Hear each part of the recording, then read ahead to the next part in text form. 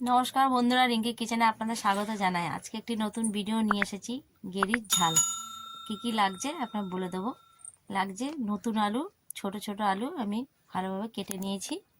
লাগছে হলুদ, জিরে গুঁড়ো, আদা রসুন পেঁয়াজ বাটা, আর লাগছে সর্ষের তেল, নুন, আর ফোড়নে পেঁয়াজ, আর নামানোর সময় ধনেপাতা আর টমেটো দেবো।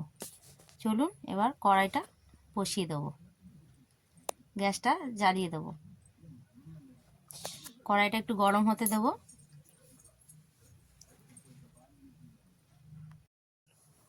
কড়াইটা গরম হয়ে গেছে, এবার তেলটা ঢেলে দেব। তেলটা একটু গরম হোক, একটু নেড়ে দেবো ভালো করে। তেলটা আমাদের গরম হয়ে গেছে, এবার আলুগুলো আমি ছেড়ে দেব। ভালো করে নেড়ে ছেড়ে ভেজে নেব। একটু হলুদ দেব, একটু নুন দেব। ভালো করে নেড়ে ছেড়ে ভালো করে ভেজে নেব লাল করে। দেখুন বন্ধুরা, আমাদের ভাজা হয়ে গেছে, এবার তুলে নেব।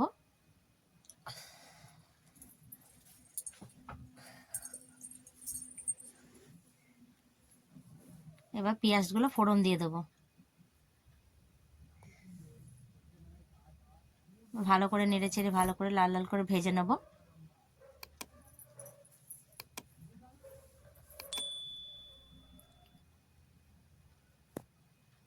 ভালো করে নাড়বো, নেড়ে ছেড়ে ভালো করে ভাজবো।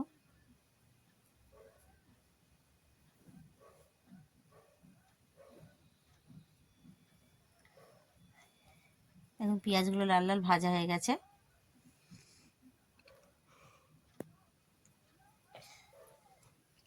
এবার মশলাগুলো দিয়ে দেবো। এবার জিরে গুঁড়ো দেবো, হলুদের গুঁড়ো, নুন আর টমেটোগুলো দিয়ে ভালো করে নেড়ে ছেড়ে ভেজে নেব। ভালো করে কষতে থাকবো যতক্ষণ না তেল ছাড়ে। আমাদের দেখুন তেল ছেড়ে গেছে মশলার থেকে, একটু নেড়ে ছেড়ে দেব।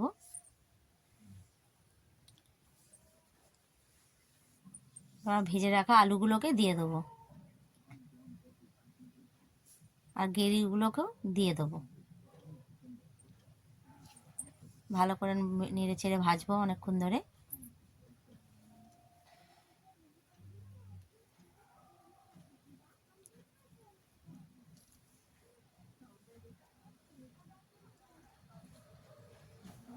একটু রেড চিলি পাউডার, একটু লঙ্কার গুঁড়ো দিয়ে দেবো। ভালো করে নেড়ে ছেড়ে ভাজবো আবার।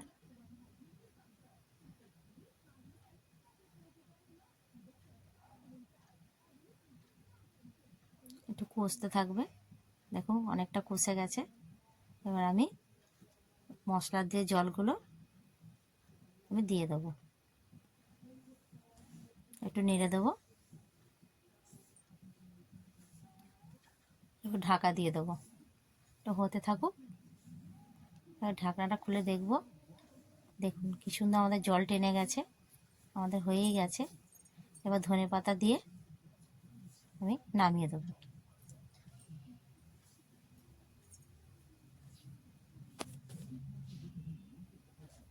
এবার নামিয়ে দেবো।